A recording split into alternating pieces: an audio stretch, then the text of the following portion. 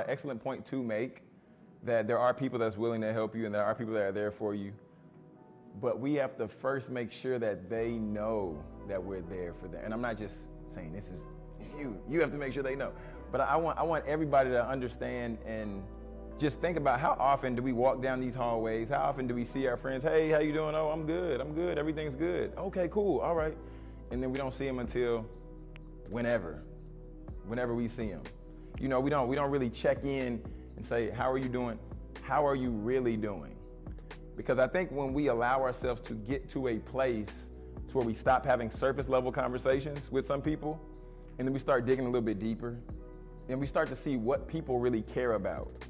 We start to see what people are really struggling with, how we can genuinely help these individuals in their lives. And then ultimately, I believe that helps us. Because if we allow ourselves to be humble enough to listen to somebody else's problem,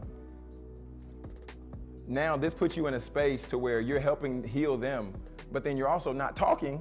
So you're learning how just to listen to somebody, how to be there for somebody and not expect anything in return. So I think that's just a good challenge for us because it's one thing I had to learn how to do, because I always wanted to help everybody. I always wanted to be the help. I want to be Mr. Fix-It. And then I realized that sometimes I was trying to push people to a point where they weren't ready to go, first. And then secondly, I realized that I was being selfish by me always talking and always speaking and always wanting to say, we can do this, you should do this, da-da-da-da-da-da. Not understanding that the individual living their life has the best perspective on their life, because it's their life.